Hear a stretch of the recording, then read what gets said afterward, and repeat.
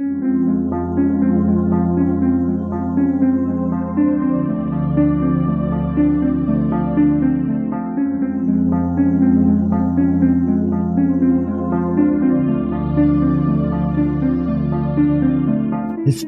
tells the story of the world and of our lives. Sometimes that history goes bump in the night.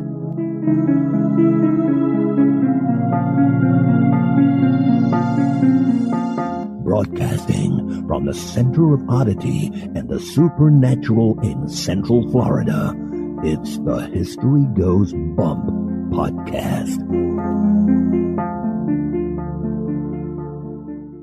Hello, you spooktacular people. Welcome to this 328th episode of the History Goes Bump podcast, Ghost Tours for the Theater of the Mind. I am your host, Diane. And this is Kelly.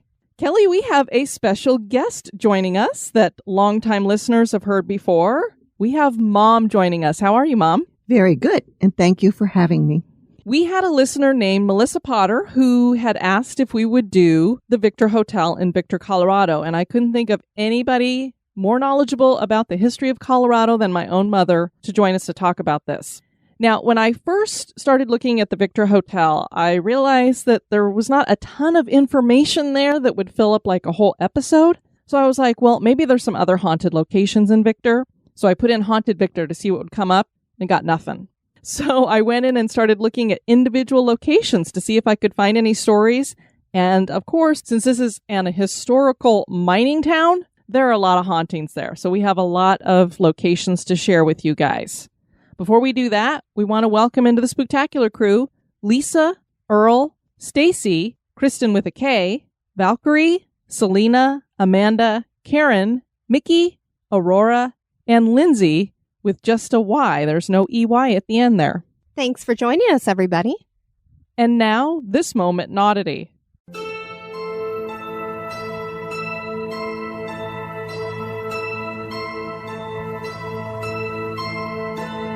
The moment in Oddity was suggested by Chelsea Flowers. The Greeks have a bit of lore about lilac bushes. The story goes that the god Pan fell in love with a nymph named Syringa. Syringa was terrified of Pan, and probably with good reason, based on what we've heard about Pan on Helier. She ran away from him through the forest and turned herself into a lilac bush to hide. Lilac bushes smell really good. Most of us probably assume that people planted them around their old farmsteads because of their fragrance and decorative appeal. But the truth is that there were two reasons, and neither had anything to do with making a property more decorative. The first is to mark the burial of a miscarriage or placenta. The other was very practical. Once an outhouse had completed its service, meaning no one could stand to enter the thing anymore due to the stench, the outhouse was moved, the hole was filled, and a lilac bush was planted over the area. They did this every time they moved an outhouse. Outhouses were put out as far along the property line as possible for obvious reasons. So when you see lilac bushes dotting the property line of an old farmstead or dotting the land in any way, just know that those are marking the spot, typically a very stinky spot. And that certainly is odd.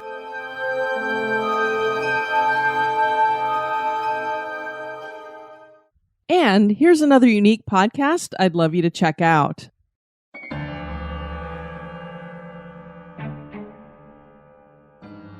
Hi, everybody. This is Lisa. And I'm Lindsay. And we are identical twins who love to travel, but we are also completely obsessed with ghosts. That's right. So each week, we're going to bring you a new location, including the scary history of the place, along with some ghost stories that are experienced at each location that you have access to go to, and our travel reviews. So if you want to go on your own haunted travels or just live vicariously through us on our podcast, please come join us each week. Yeah, new episodes of Your Haunted Holiday are updated every Sunday, and you are sure to get a few laughs from our misadventures and fleeing from hotels at night, as well as learn a bit of history, and definitely you're going to get a little bit of a scare. And now, this month in history.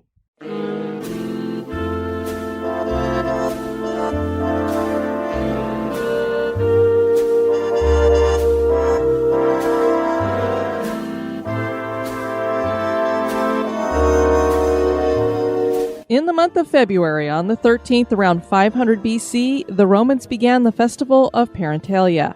Parentalia was a religious festival that the Romans observed to honor their dead family members, specifically their dead parents. The festival would begin at noon on February 13th and end on February 21st. During those days, gifts of salt, wheat, flower garlands, and wine-soaked bread would be left at tombs. No official business could be conducted, no one could marry, and all temples were closed. This was described as a yearly renewal of the rite of burial. Over time, it became a festival to honor all dead family members or ancestors. On the evening of the 21st, a public ceremony would begin called Feralia, and gifts and offerings would be set on top of graves, and there would be a funeral feast.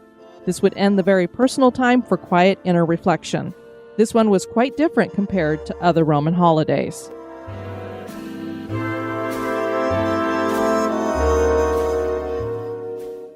Victor is an old mining town founded during the Victorian era in the Pikes Peak area of Colorado. This was a town founded by a couple of brothers and home for miners working the nearly 500 gold fields located in the nearby mountains. This was a typical mining town full of saloons, brothels, and streets paved with gold. Today, Victor is a historic mining district where one can still find a room in a historic hotel and do a little gambling in a nearby town. And just like so many mining towns, there are reputedly ghosts here as well. Diane's mom, Annette Student, will be joining us as we share the history and haunts of Victor, Colorado.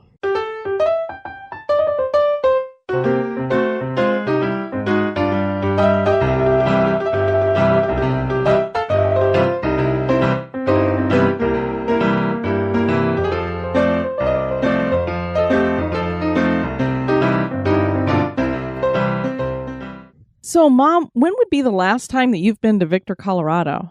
Well, we moved to Florida 4 years ago, and I think we probably went to Victor maybe 3 years before that because, Victor went to gambling. Mm-hmm. Or not Victor, but Cripple Creek, which is Victor's sister city. And so we went to visit the city and see how the gambling was going there. And we always like to go over to Victor because it was very, very different than Cripple Creek. It was more quiet and had the old charm, you might say, of the mining town. You really saw what the mining town was like when you visited Victor. Cripple Creek looked like mini Las Vegas, dressed up in old Western gear. That's how I think I would describe it, too.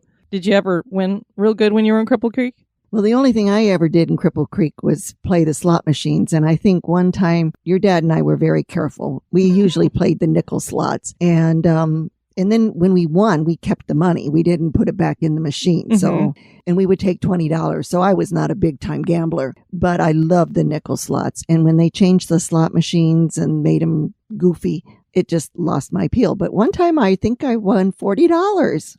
Oh, that's pretty good. So that wasn't too bad. No. Kelly, do you have any luck when it comes to gambling? I know you went to Vegas every so often. Here and there, from time to time, playing 21, but that's about it. Oh, so you played the tables. I did, not necessarily by choice, but I did. Ah, gotcha. Well, see, we played video poker on the slot machines. Oh, that's fun. Yeah, I do remember doing that. I did have a lot of fun when we'd go up to the mountains to do that. I'm trying to think of when the last time I would have been to Victor probably would have been with you when I was a kid. Well, and that would have probably been before gambling. And I know that you and Christy went with us, and we even had some family that visited, and we would go up to Cripple Creek because it was an easier mining town to get to, and it wasn't that far away. And they also had a mine there, the Molly Kathleen, that you could go down into. Oh, so yeah, you could I remember actually doing go that. take a tour of the gold mine, and you went way down underground, and so that was always fun. It was a new experience, and they had a really neat cemetery there. Gotta love the cemeteries.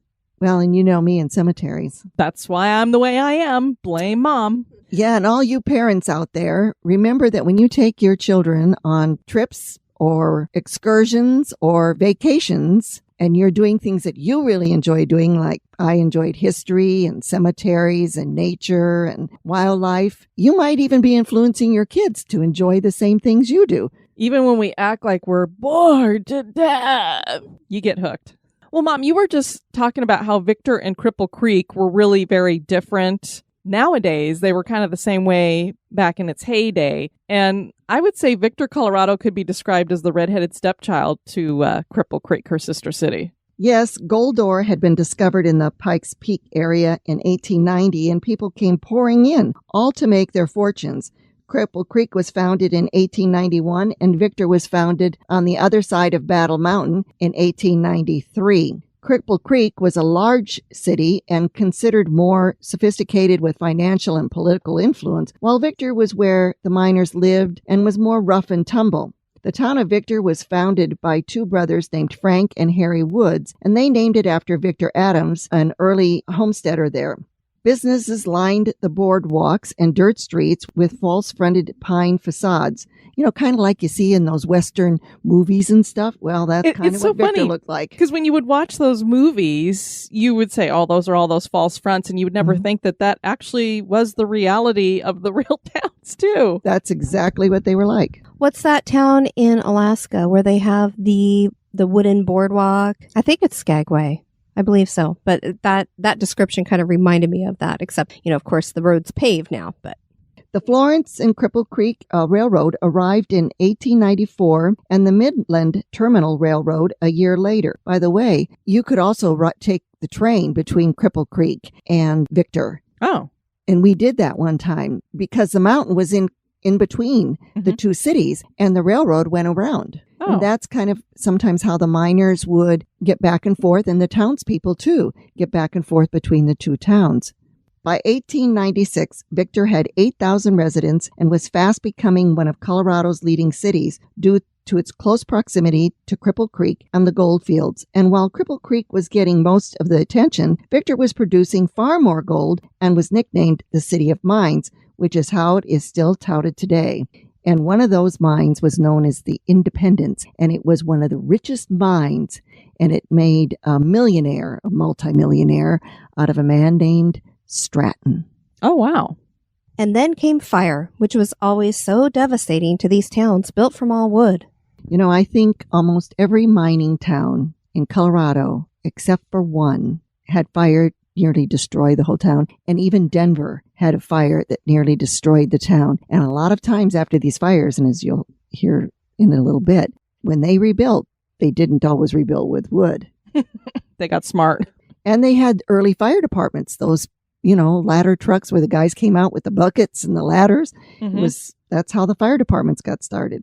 And yes, it did devastate Victor. In August 1899, about 200 buildings located in Victor's 12-block business district, along with buildings and homes and 2 additional city blocks, were totally destroyed by fire. The fire left 3,000 residents homeless and resulted in about $2 million in estimated losses. One of the city's finest hotels, the Hotel Victor, located on the corner of Victor Avenue and 4th Street, was completely destroyed.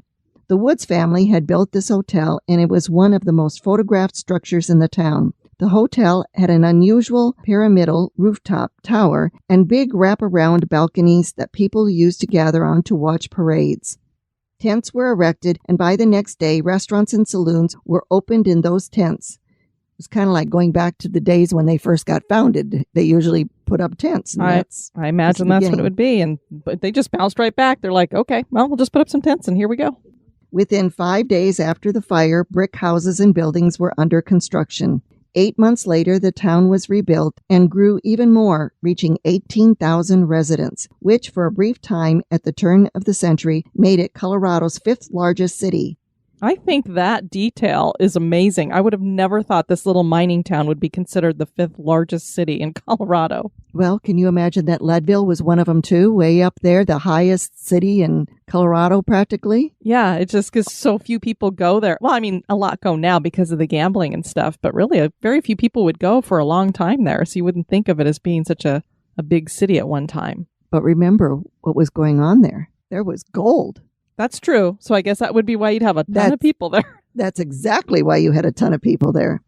This new Victor had beautifully platted streets, modern utilities for the time, 2 electric trolley lines, an opera house, schools, and wonderful homes. The Woods brothers built the Gold Coin Club for their employees to use for recreation. There was also St. Victor Roman Catholic Church, the First Baptist Church, City Hall, Miners Union Hall, and the First National Bank of Victor. The Denver Republican reported in April of 1900, Victor is risen to her glory from the piled char heap of late August like a blossoming rose bush. Where before stood cabins, huts, and tents, fine brick buildings have shot up like mushrooms during the night. I love that description. Keeping in mind that mushrooms are a fungus. So perhaps these saloons and brothels that sprung up again. Tell us more about these Woods brothers, Mom, and what they built in Victor. Warren Woods was the father of Frank and Harry Woods and also president of the Woods Investment Company. Frank was treasurer and Harry was manager. This company owned the majority of the town. Well, because they got there first. Sure. Anybody who gets there first marks their spot. That's right, exactly. The family had initially made their money in real estate. See, they got there first. But while building the Hotel Victor in 1894, they discovered a 20-inch wide vein of gold. They traced it to the gold coin claim and began mining immediately. This makes me think of the Beverly Hillbillies, just working on the land and hitting oil. That's what they were doing. They were just building a hotel and bam, they hit gold. At its peak, the gold coin produced about $30,000 per month. Now you know why it had so many people living there. Yeah, it's a lot of money coming in. Of course, the miners didn't make that kind of money. No. But the mine owners did. The Great Fire in 1899 hit their interests hard, but they committed to rebuilding and doing it safely. The new Gold Coin Club was better than the first one and featured a ballroom, gymnasium, bowling alleys, pool, and game room, a 700-volume library and dining rooms, and was modeled after the New York Athletic Club. New fire prevention measures were put in place to rebuild the gold coin mine, and they spent a fortune, $250,000 at the time, to build a shaft house, hoist house, and compressor plant. These were all made with ornate pressed brick and steel, and the windows were upgraded to stained glass. Can you imagine having these buildings that are over the mine and you put stained glass in them? Absolutely not. Heaven forbid there's some kind of explosion. Good grief. By the way, the mines were all underneath the town. So the town was sitting on a gold mine. If you actually saw a plat of the mines that were in Battle Mountain, it would look like the biggest jigsaw puzzle you ever saw. And you would go, well, whose mine was whose? And how did you know what shaft you were going down? So you could imagine if something blew up in there, what would happen? And this brings us to the building of the new Victor Hotel. The Woods Investment Company also started construction of the bank block. By the way, when they call something a block like the bank block, that's because the building took up a whole block of land. I was wondering that because when we're going to be talking about these different locations, that's what the books kept calling them, were all these different blocks. And I'm like, oh, it's interesting to have a building called a block. Or it could also be a large building that had a lot of offices and different things in it. And it was known as a block. They had a lot of them in Denver, too. And they were usually named after the people that built them, but not always. Mm-hmm. The bank block was on the northeast corner of Victor and 4th Street at the base of Battle Mountain after the fire. The bank block was rectangular and built from tan pressed brick without embellishments. This was the tallest building in Victor at 4 floors. The corner entrance led into the First National Bank of Victor, of which Frank Woods was president.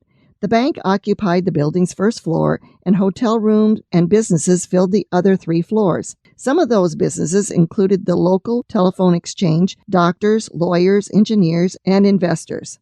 In Wood Investment Company promotional literature in 1901, they printed the following about the bank. The First National Bank of Victor is probably the only banking concern in the world where one of its depositors mines gold directly beneath the bank at 500 feet from the surface. Things for Victor and the Woods family would really start to decline in the early 1900s with labor strikes and less gold being mined. Men started making runs on the bank, and eventually it was declared insolvent, and the doors were closed on November 3rd, 1903. The brothers sold the building. Victor's population drastically diminished when World War I started, and miners left en masse to join the military. They had a slight resurgence during the Depression when some mines reopened. The city went into decline again during World War II when the mines closed down again. Some mines started operating after the war ended, but all mining was finished by 1962. The Ajax mine would be the last to close. During its time, the Ajax produced over $20 million in gold. Before all the mines in the area had closed, they produced over $125 million in that gold. But getting back to the Victor Hotel, what happened after the brothers sold it?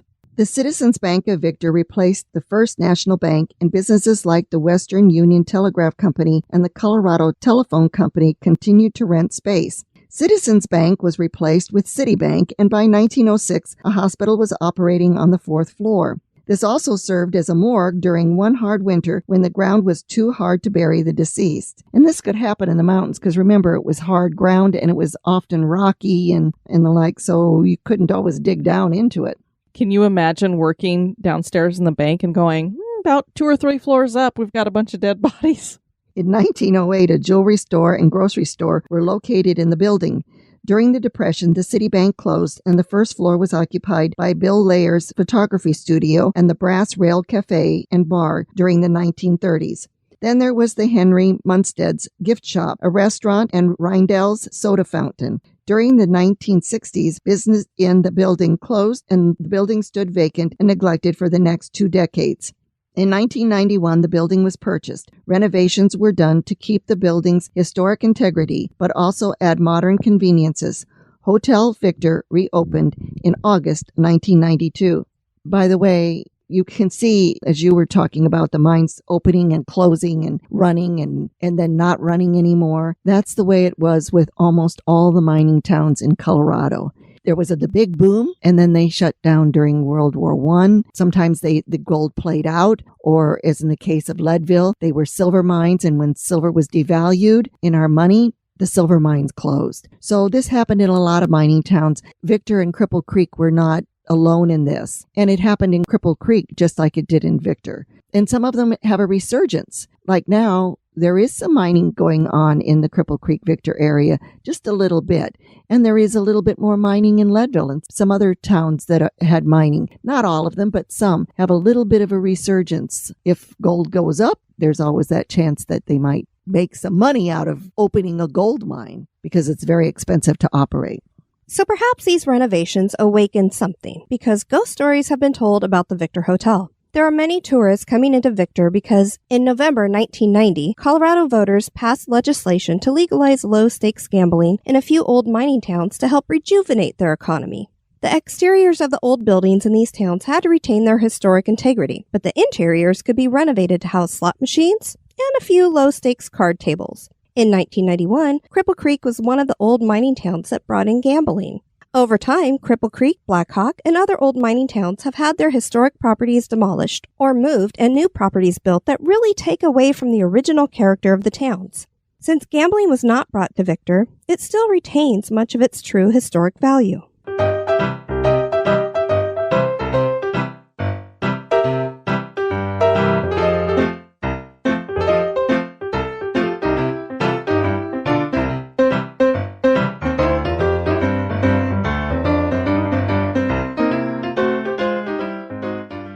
Here are some interesting tidbits before we get into the ghosts. Early day Victor residents included former radio personality Lowell Thomas and Colorado Governor Ralph Carr, who worked for Victor's newspaper, movie and television actor Groucho Marx, and prizefighter Jack Dempsey, who trained in the gymnasium above Victor's town hall. Vice President Theodore Roosevelt laid the YMCA building's cornerstone. He also gave a speech on the balcony of the Gold Coin Club when he was president.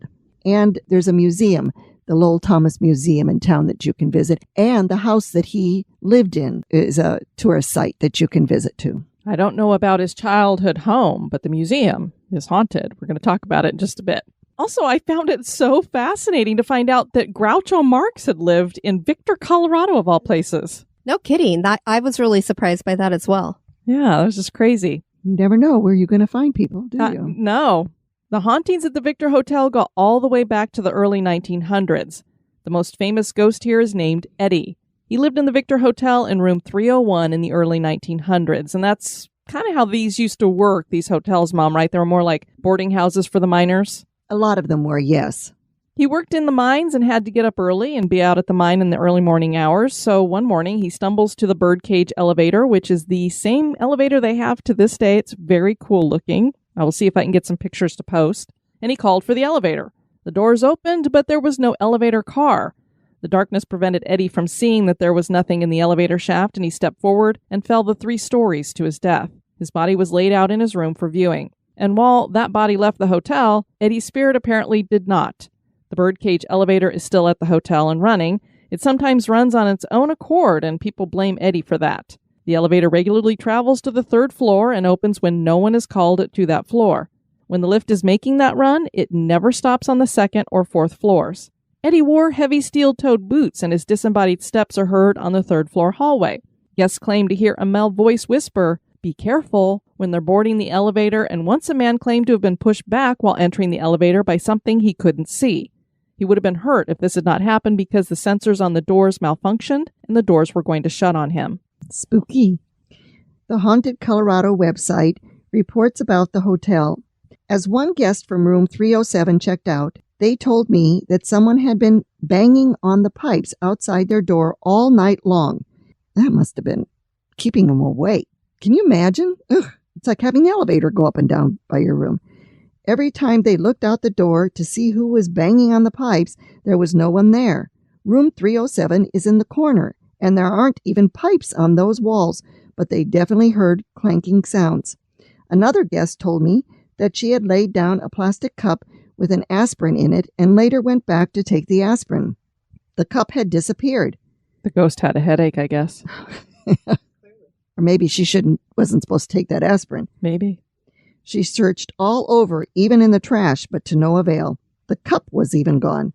We always put 4 cups per bed in each room. This room had 4 when she checked in, but that 4th cup was never found. This hotel was a former hospital, so there are many apparitions of what people believe are former patients. And then there was that morgue. Could some of the spirits belong to people whose bodies were kept on the 4th floor as the spring thaw was awaited? A young female spirit was seen in the lobby several times during the Christmas season of 2003, walking around looking at decorations. These observations were made by employees because no one was checked into the hotel at the time. Now, I don't know if she was transparent or disappeared, so how could they tell she was a spirit is anybody's guess. There is also a male spirit that appears to be in his 60s that everybody calls Charlie. He is seen wearing a black hat, torn jeans, and a plaid shirt. He is jovial and friendly to those with whom he interacts. So that was the Victor Hotel. It's got some crazy stuff going on there. It sounds like there are several possibilities for ghosts there. And you know this Charlie, he's dressed just like a miner would have been dressed. Yeah, so I don't know how they know how these ghosts, what their names are, or what have you. So is Charlie and Eddie the same person? Are they two separate? Who knows? Somebody had a sensitivity and just got the name Charlie? You never know. That could be. Next up, we have the museum you were just talking about, Mom, the Lowell Thomas Museum. Before the fire, the post office was located at this site. After the 1899 fire, the Reynolds Block, which is, again, the block that you were talking about, so this is a huge building, was built on the corner of 3rd Street and Victor Avenue out of brick and has 2 stories. The first business here was Tompkins Hardware Supply Company, and this store advertised itself as the headquarters for hardware and mining supplies. This was a chain store like an Ace Hardware, so they had them in all different cities. Also found inside this building on the 1st floor was the Victor Mining Stock Exchange. And I think it was in that building that I bought an antique that I still have to this day, and it's in my laundry room. It was a clothes plunger, and it looks like a metal toilet plunger. Oh, I see that city. It's in the corner, right? Yes, it's in the corner. Yeah, I see that, and I never knew what that was. I got that in Victor. And the handle, the original handle, isn't on it. What some miner or some miner's wife replaced it with an old shovel handle. The handle on the top. So it's a handle where you have a grip on it. Yeah. And that would have made it easier to plunge it with your clothes, because they would have put clothes into a big wash tub, and they would have used that plunger as the agitator. It was actually a metal agitator when they were washing their clothes. This makes me feel like when we were at the Lillian Place house and that guy was telling us about all the different antiques there, and we're like, what? He would ask us, what do you think this was? And we're like, I don't know. I knew a lot of them. You did. You were like winning that day. I didn't have a clue about anything. Yeah, I've got a few that I've asked people what they are, and they don't know either. The Victor Exchange went out of business in 1903, and 2 years later, Tompkins Hardware was out of business too. The Victor Dry Goods Company took over the building and was eventually bought out and renamed Meddell and Company. Nobody seemed to have luck here, though, and eventually the store was gone too, and a pharmacy had replaced it in the mid-1910s. During all of this, we're not sure what was located on the second floor, but more than likely was the residence of either the business owners or perhaps renters. In the late 1920s, S.A. Hackley moved in his furniture store, and he converted the upper floor to a hotel and named it Hotel Hackley after himself. It was probably a little bit of a boarding house, too. Yeah. Eventually, the furniture store was gone, too, but the hotel remained, and the Arapahoe Food Stores Company moved into the first level. In the 1950s, the building was donated to the Victor Improvement Association and was turned into a museum, and that is what it is today. The museum is named for Lowell Thomas. Lowell Thomas was born in 1892 in Ohio and was known as an author, journalist, explorer, lecturer, and his association with Lawrence of Arabia is well known. He worked as a war correspondent in the Middle East and wrote of the exploits of Lawrence in the Arabian desert. Thomas explored the far northern reaches of the desert. In 1930, he would join CBS Radio as a commentator and make incredible firsts in television. In 1939, he was on the first television news broadcast, and in 1940, the first daily television program. His first love was radio, though, and that is where he spent most of his time, and where most of his fame derives from. He passed away in 1981 at the age of 89 in New York. His connection to Victor is that he grew up there. The Thomas family moved to Victor in 1900, when Lowell was 8 years old. His father was one of only 17 doctors in Victor. After graduating from high school, he was off on adventures. You know, I bet you a lot of these little mining towns and even little farm towns wish they could say he was only one of 17 doctors. They're lucky if they get one doctor. That's true. I mean, that would be quite a few doctors to have in one place. But then if you think there was 18,000 people there, wow, had to wait a little bit to get in to see that doctor. The Victor Lowell Thomas Museum is open nearly year-round and features a room dedicated to Lowell Thomas's career, featuring pictures and memorabilia. There are several mining displays, rooms decorated with furniture from the Victorian era, historic photos of Victor and area towns, an antique doll collection, which we know those are just never a good idea, and a room on the second floor that features furniture from Lowell's father's medical office. The museum also features some unexplained activity. One of the spirits here could very well be Lowell Thomas. He seems to be connected to some of his personal items. A pair of his glasses move from one display room to another. Or the culprit could be the spirit of a little boy named Jake.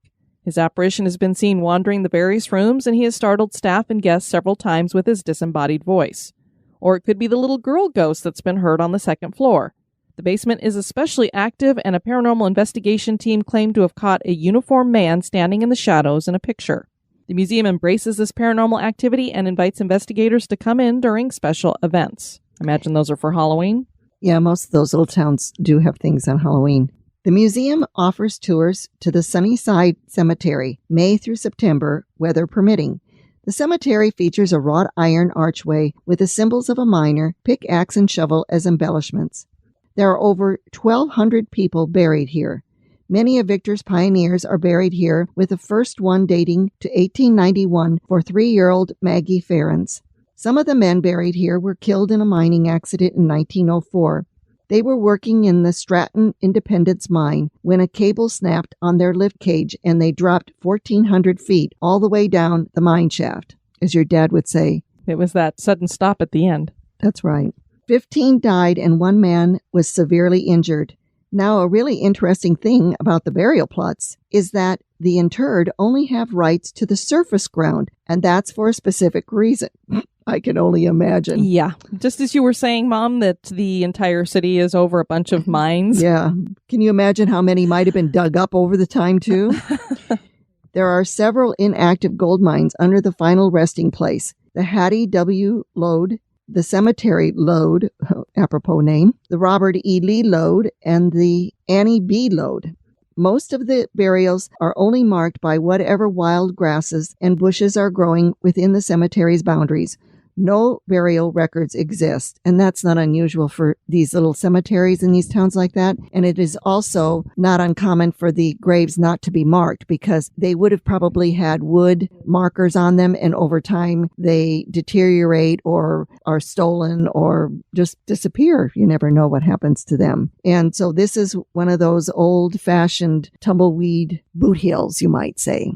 There is a tragic story connected to the cemetery. In 1998, a man named Mark Butts was beaten to death in the cemetery by a group of 4 men.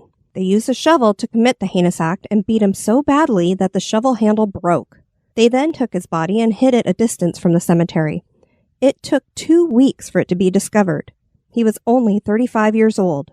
Paranormal investigator Chuck Zukowski did an investigation inside the cemetery in October 2019 with his daughter Ashley. He said that he had heard reports from Victor residents that they had seen and heard weird things in the cemetery.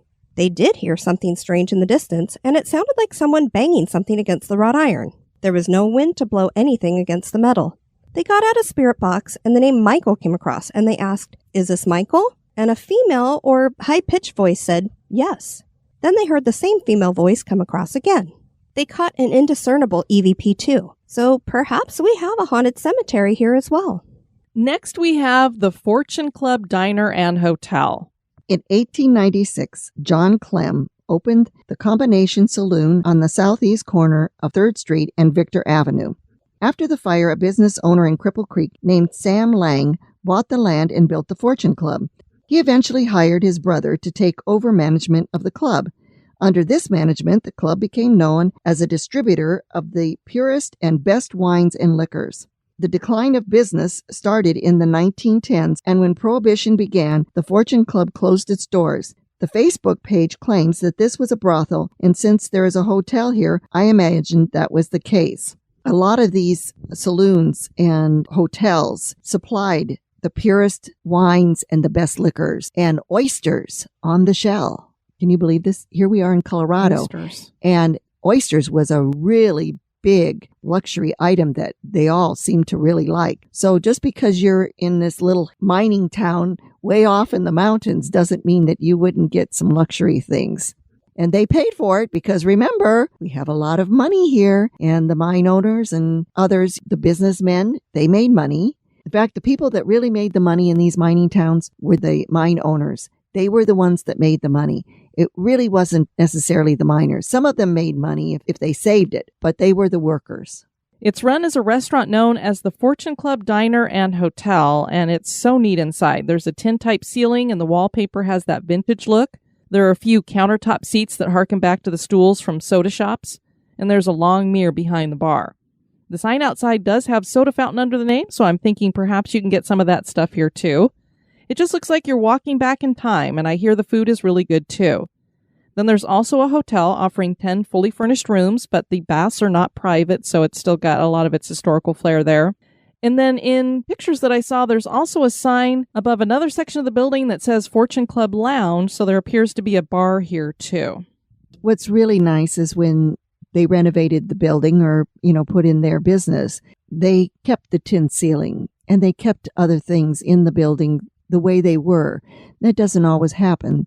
A lot of times in renovations, people will take those things out and they are gone. But tin ceilings were a common thing in those early days. It actually became a big decorative item too somewhere in the early 2000s. I mean, any of the DIY shows, every single kitchen that they were doing had the tin ceilings, and they were small square panels that were all attached. But that's the way they were in those days. Very popular for a good chunk of time. You can go to buildings even in Denver, really, really old buildings, hotels, where they have maybe the restaurant or something, and they still may have the tin ceiling. So it's really nice when something like that is kept for us to appreciate today, because otherwise they would be gone and you'd never know that something like that existed at one time. I love those ceilings. I think we should remodel our kitchen. I'm down. Get some pendant lights too. They say everything old becomes new again. So here we go. I like retro, so. We'll get some old soda fountain stools and everything, pull it on up to the island. The owner definitely thinks her place is haunted. She says, "We live with it every day and aren't frightened by it.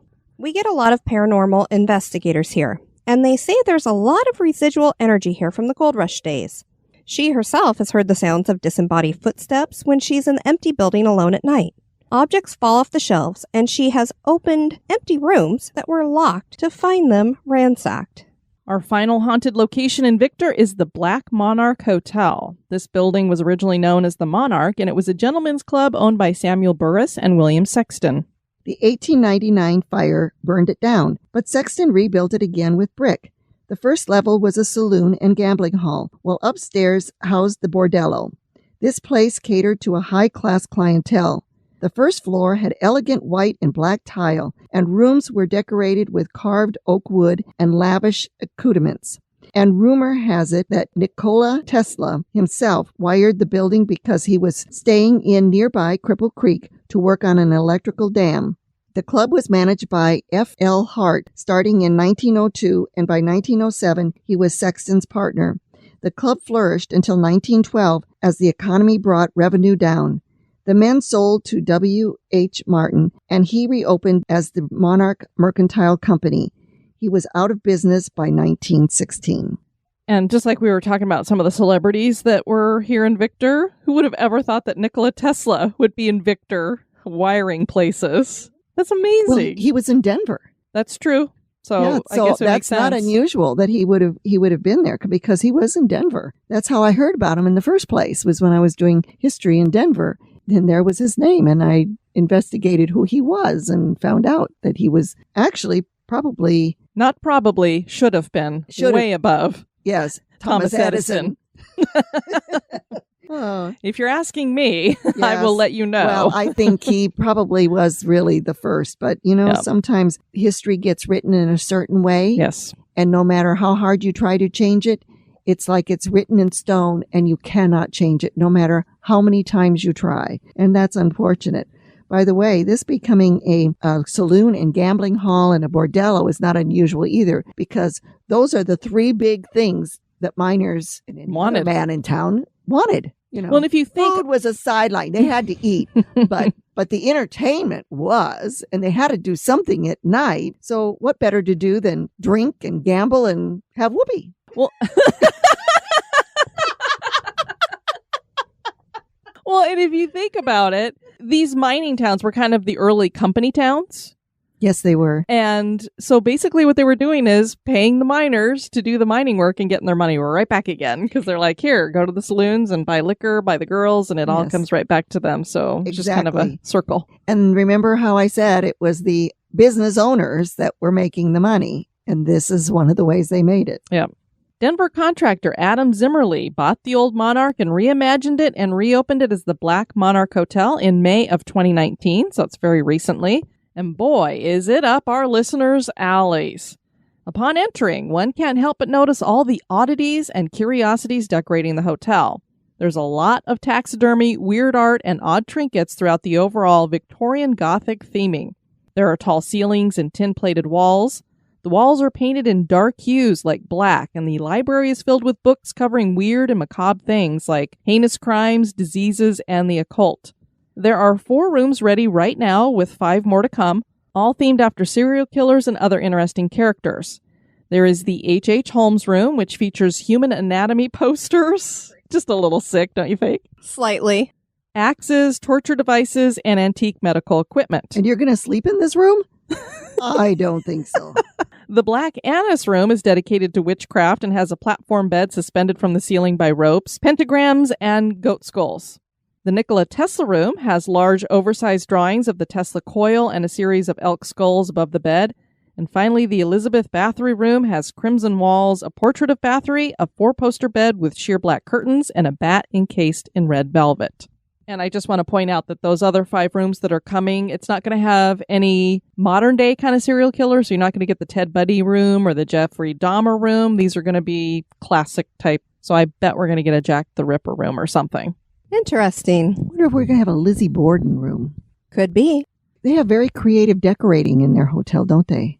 I would say so. And the interesting thing is, he doesn't have a ton of money. He got this for a steal. He saw it for sale when he was eating in the restaurant across the street, which I think might be the Fortune Club. And he called about it, and they were like, well, it needs a lot of work, but, if you are willing. So he put the money down for it, and he's been just doing it. The reason why it's only got 4 rooms open so far is because he's having to do it all himself. But he just goes out to these garage sales, estate sales, that kind of thing, and he just finds the stuff and throws it in to decorate the rooms. I wonder where he goes to these sales.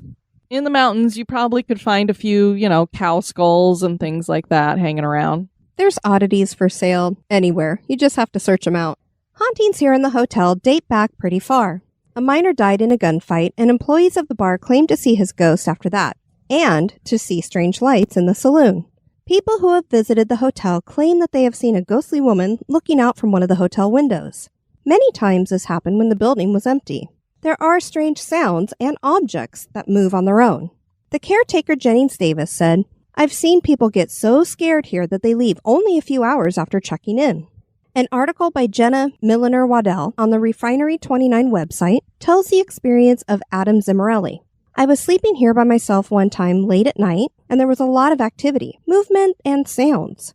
There was one night in particular that I woke up in the middle of the night, and it sounded like someone was walking around the building so clearly. He had thought someone had broken in, but he found no one in the building, and all the doors were locked. Many guests have complained of being awakened at 3 a.m. by the sounds of women laughing and men fighting. His girlfriend was one of them. She said it sounded like 50 people were downstairs having a party. Some other guests in the hotel heard the same thing, remarking that people really knew how to party in Victor. They swore there were 100 people downstairs. Of course, there had been no party. This had been in the middle of winter in Victor. Nobody was in town. And of course, Ghost Adventures is already planning an overnight trip." You know, I'm not surprised that people leave in the middle of the night without sleeping there after hearing some of the descriptions of the rooms. I would probably be one of them. I'm not too sure I'd want to stay, but you know, I don't know if these ghosts all actually are people that were in the building at one time, or if they're things that are coming off of the things that they decorated it with. That's a good point, Mom, because we do know that things do get attached to stuff. I would say if they're hearing a party downstairs with 100 people, we've got something residual here, which would be, to me, nothing to be afraid of. It's just something that's locked into that time that's replaying. Well, and remember what this was. It was a saloon, and it, you know, a gambling hall, and it was a bordello. And there probably could have been anywhere from 50 to 100 people that would have crowded in there. And yeah, it would have sounded like a party because they would have been doing that, partying. And while some people might think this Adam Zimmerly is kind of weird for building this hotel that's dedicated to serial killers or weird things or whatever, just keep in mind what he is doing here is saving this building that was dilapidated and was probably going to get torn down. And he is reinvesting into Victor, even though he's from Denver and has to make the drive to do all of this. He's reinvesting in it and buying up storefronts and everything so that he can just rejuvenate the town. Well, and the thing is it's wonderful that there are people like him, because you're absolutely right. Victor has a lot of old empty buildings that are falling down because nobody who would buy. I mean, it's like this guy buys this building. Who else would buy this building and put anything in it? It may never have gotten torn down. It may have fallen down before it got torn down or started to fall down. So it's wonderful that he was willing to not only initially make an investment in it, but to continue to put an investment into it. And based on all of the offerings that really are in Netflix and other streaming nowadays, I would say the reason why he is theming it this way is because that really seems to be what's appealing to people these days. So they're going to make the trip to Victor just to stay at that hotel. And with the reputation of being haunted on top of it, he's going to have people booking those rooms. He's never not going to have people in those rooms. Victor is a really fun historic mining town, and the fact that it has so many original buildings dating back to the turn of the century that are also reputedly haunted makes it even better. Are these places in Victor, Colorado haunted? That is for you to decide. Now I feel like we need to go to Colorado and visit some of these mining towns again, Kelly. And I'm telling you, when I was doing the research on this, and I know Ghost Adventures went there too, Cripple Creek has got all kinds of haunted locations. So I know we'll be doing a future episode on that city too. And they've got a neat cemetery. I absolutely agree. Can't wait. We want to encourage you guys to check out our website at historygoesbump.com. And if you'd like to send us some feedback, you can do that at historygoesbump@gmail.com. Do have a couple of things to share with you guys. Chris had sent us this message. As you guys know, my aunt passed away Sunday evening. Robin went to be with Dad's wife at their house. She can't handle hospitals. I went to the hospital with Dad and family. And just to give you guys an idea of who Chris and Robin are, the new logo for History Ghost Bump is because of them. She passes away at 6:55. I stay in the room for about 10 minutes, then send Robin a text to let her know. We get back to Dad's house. Robin tells me that at 6:57, this is 2 minutes later, the main door at the house opens. Robin always makes sure the door is closed and locked so Molly can't get out. Was my aunt letting them know she was gone? We like to think so. Absolutely. I think that's such a special experience. I love these experiences the most. And that's what we told Chris. We're like, I have no doubt that was your aunt coming by and saying, hey guys, I'm out. Definitely. And then we heard from Valkyrie. I'm still trying to catch up to present day episodes via binge listening to the HGB podcast. I'm only on 104. Has anyone checked into the northern Minnesota Iron Range? The entire area has a history of mining, and let me just say, synchronicity, because I got this at the same time we're working on Victor. I can't say it's haunted, but had a weird event. My sons, a friend, and myself went to Ellie, Minnesota for a blues fest. Ellie, Minnesota only hosted the festival one time. After driving hours to get to the campsite, setting everything up, and getting settled, we went into town for dinner at one of the bars. The weird event was shortly after ordering our food. Many others arrived to start an evening of fun, but several people walking in had almost an overlay of a different person walking in with them. Several had see-through hats like that of a miner or worker. It was weird, and I thought it was my imagination, but asked my friend if he noticed anything weird, and he said people had funny hats. My impression was that of a group of workers stopping after work for a drink. It couldn't be that I was drinking because I just barely had gotten my beer. It's possible that what I and my friend saw was due to being tired. We both worked without sleep before making the drive and did a stop at a mine for a tour. But, those shared experiences always make me go, Absolutely. First of all, we want to thank you, Mom, for joining us for this episode. Well, I'm glad you had me. It's been a long time, and I enjoy talking to your visitors, too, about history, any kind of history. I love history. Absolutely, Always you do. have loved history, and I love cemeteries. Do you remember, of course, on our vacations, I would always have them planned, crammed a lot, Yeah, full we of had a lot of stuff. It would be, we're doing this, you have 5 minutes to pee, then we're doing this. And then you and your sister would see what more we could cram into the day. It was like a challenge. Mm-hmm. Well, it seemed like every time we would visit a cemetery, it would rain. And you know how I am about rain. Yeah, my mom's like a cat. She doesn't like I it. do not like rain. And then I'd want to get out and take pictures. And it would be raining. It was awful. I don't know. Maybe the ghosts were crying. That could be. The angels were weeping over the cemetery, Mom. Maybe if you thought of it that way, it wouldn't be so bad. Well, that's true. Of course, it doesn't rain every time I'm in the cemetery because I've led a lot of cemetery tours when it hasn't been raining. We want to thank you all for joining us for this episode. I've been your host, Diane. And this has been Kelly. You take care now. Bye-bye. Bye-bye. This episode has been brought to you by our executive producers.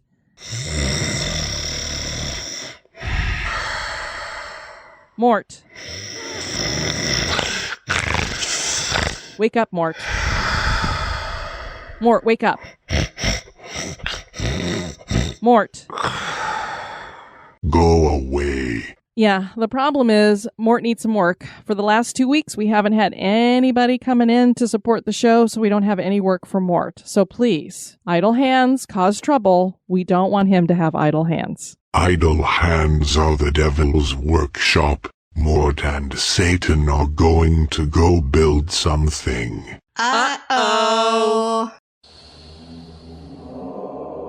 Be sociable. Drop the chain rattling, neck biting, and shape shifting, and join us on Facebook and Twitter at History Goes Bump. Like the page and follow us.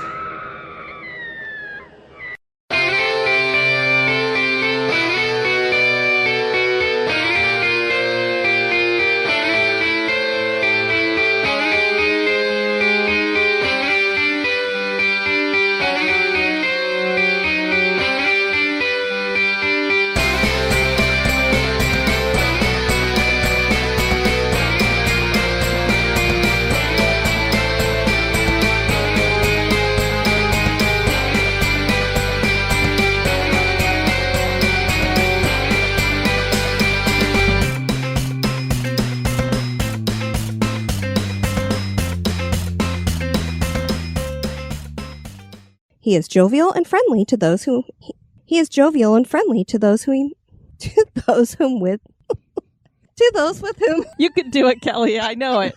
I'm trying. He is jovial and friendly to those with whom he interacts. Objects fall off shelves and she's opened empty rules. Just another day in the life, man. Objects fall off shelves and she's opened empty rooms that were locked to find them ransacked. What?